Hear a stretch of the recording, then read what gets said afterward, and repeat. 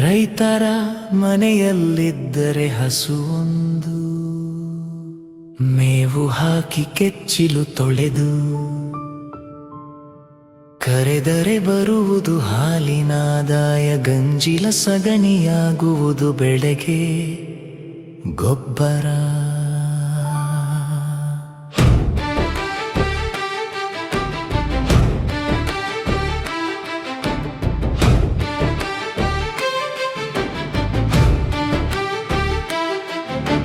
ಹಸುವೊಂದಿದ್ದರೆ ಲಾಭವೋ ಲಾಭ ಎನ್ನುವರಿಗೆ ತಿಳಿಯದು ಆರೈಕೆಯ ಭಾರ. ಕೊಟ್ಟಿಗೆ ತೊಳೆದು ಗುಡಿಸಿ ತೆಗೆಯಬೇಕು ನಿತ್ಯವೂ, ನೀರುಣಿಸಿ ಮೇವು ಹಾಕಿ ಸಲುಹಬೇಕು ದಿನವೂ. ಮರೆತರೆ ಆಗುವು ನಷ್ಟ, ಗೊಬ್ಬರ ಉಂಡ ಗಿಡಗಳು ಹುಲುಸಾಗಿ ಬೆಳೆಯುವುದು ನೋಡು. ಹಿಂದಿನ ಕಾಲದಲ್ಲಿ ಇದ್ದವು ನಾಟಿ ಹಸುಗಳು ಹಲವು, ಈ ಕಾಲದಲ್ಲಿ ಬಂದಿರುವುದು ಹೊಸ ತಳಿಯ ಹಸುಗಳು. ಹಾಲನ್ನು ಕೊಡುವವು ಬಿಂದಿಗೆ ತುಂಬ, ರೈತರಿಗದುವೇ ಆದಾಯವು ಹೆಚ್ಚುವುದು.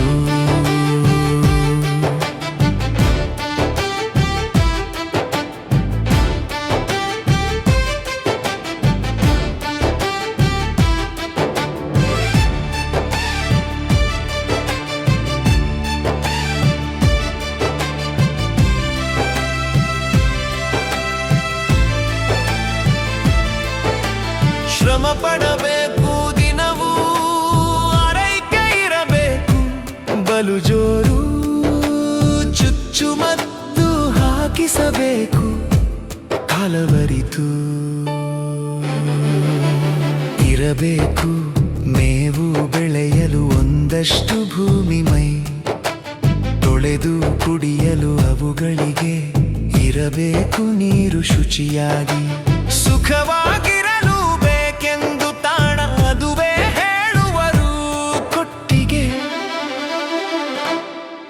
ಒಂದು ಎರಡು ಹೆಚ್ಚುತ್ತಾ ಹೋಗುವ ದನಗಳ ಸಂಖ್ಯೆಯು ಆಸ್ತಿಯಾಗುವುದೆನ್ನುವರು ಬಯಲು ಸೀಮೆಯ ರೈತರಿಗೆ. ಹೈನುಗಾರಿಕೆಯಿಂದಾಯಿತು ಜೀವನ ಅಭಿವೃದ್ಧಿ, ಮಲೆನಾಡಿನ ಜನರಿಗದು ಕೈಗೆಡುಕದ ಕನಸಾಗಿ ಉಳಿದಿದೆ ಈಗಲೂ.